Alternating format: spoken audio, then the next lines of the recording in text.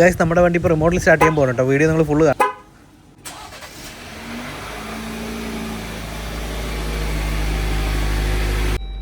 Hello guys, ഞാനിപ്പോൾ ഉള്ളത് 2021 model jeep വ്രാംഗ്ലറിനകത്താണ്. ഇതിൻ്റെ എക്സ്റ്റീരിയറും ഇൻറ്റീരിയറും കാണിക്കുന്ന ഒരു അടിപൊളി റിവ്യൂ ആണ്.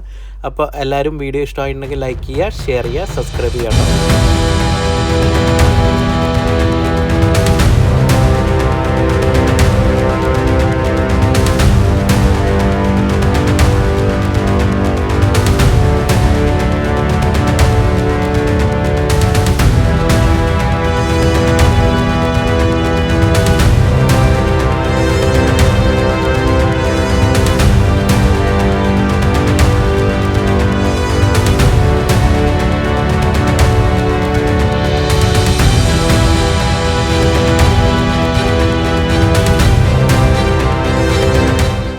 ഗൈസ്, നമ്മുടെ വണ്ടി ഇപ്പോൾ ഉള്ളത് ഫുജറയിലാണ്. ഇതൊരു white and black dual tone കോംബോയിൽ വരുന്ന ഒരു കിടിലം പെയിൻറ്റിംഗ് ആണ്.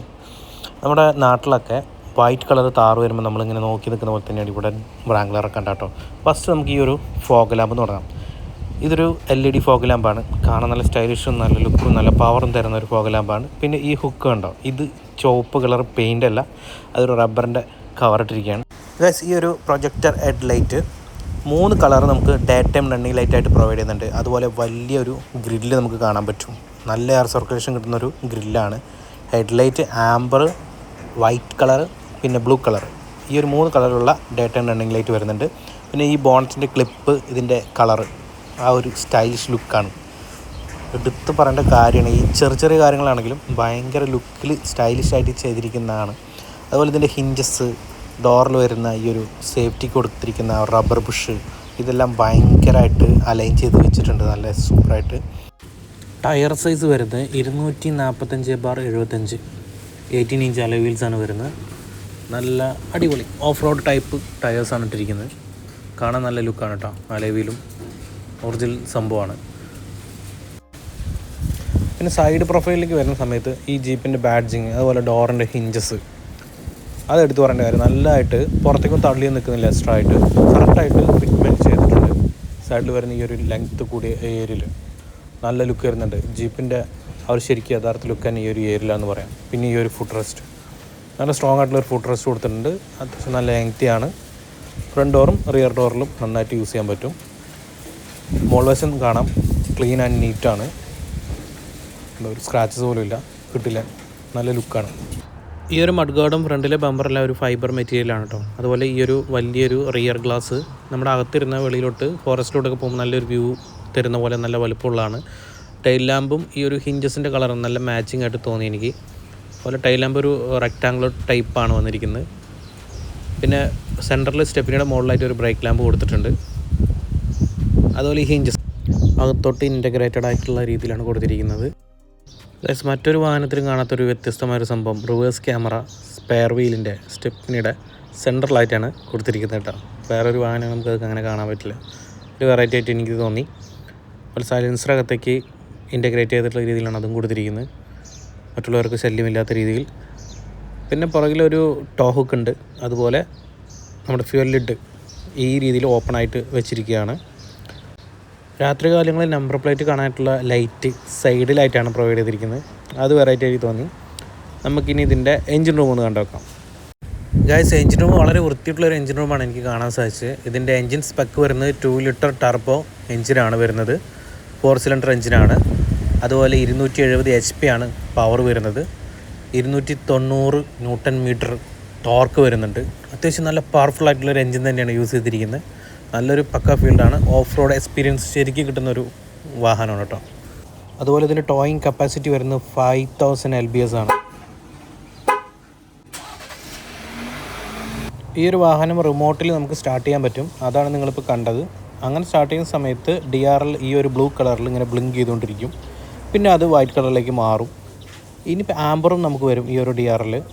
ഇനി നമുക്ക് ഇൻറ്റീരിയർ ഒന്ന് നോക്കാം എങ്ങനെയുണ്ടെന്ന്. ഗൈസ്, ഫസ്റ്റ് വരുന്നത് RPM ആണ്. RPMൻ്റെ മീറ്ററാണ്. അനലോഗ് മീറ്ററും ഡിജിറ്റൽ മീറ്ററും കൂടിയുള്ള ഒരു ക്ലസ്റ്ററാണ്. പിന്നെ വരുന്ന ഓഡോമീറ്റർ സെൻട്രലായിട്ടാണ് ഡിജിറ്റൽ. അതിൻ്റെ കൂടെ തന്നെ ഹീറ്റും ഫ്യൂവലിൻ്റെ മീറ്ററും ഉണ്ട്. AC വെൻറ്റിൻ്റെയൊക്കെ കാണാൻ നല്ല ഒരു പ്രീമിയം ലുക്കാണ്. നല്ല ബിൽഡ് ക്വാളിറ്റി തോന്നും നമുക്ക് കണ്ടു കഴിഞ്ഞാൽ. അതുപോലെ ഹെഡ്ലൈറ്റ് ഓട്ടോമാറ്റിക് ആണ്.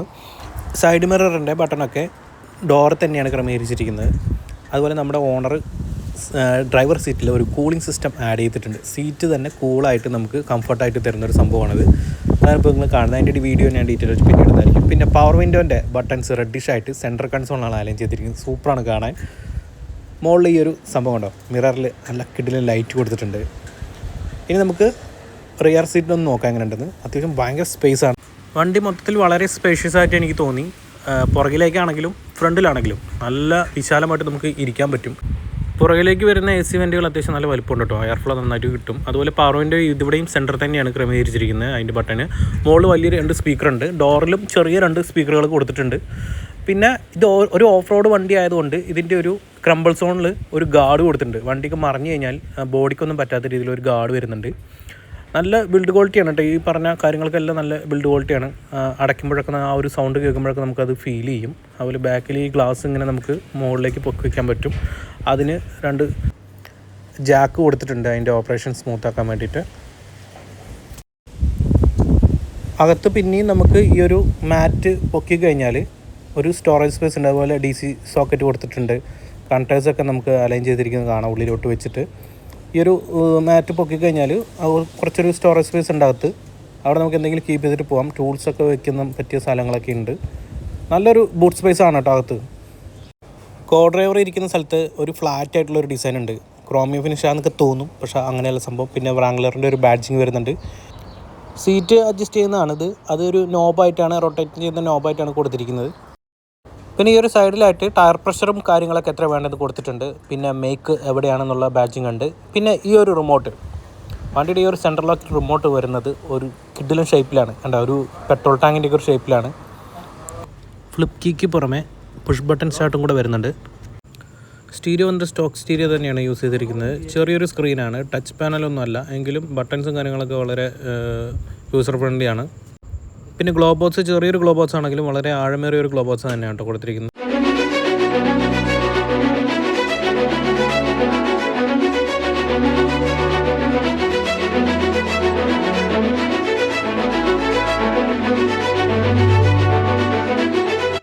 ഗൈസ്, ഇവൻ്റെ ഹെഡ്ലൈറ്റിൻ്റെ പവറൊന്ന് ഞാൻ കാണിച്ചു തരാം. ഇപ്പോൾ ഏകദേശം ഒരു ചെറുതായിട്ട് ഇരുട്ടായിട്ടുണ്ട്.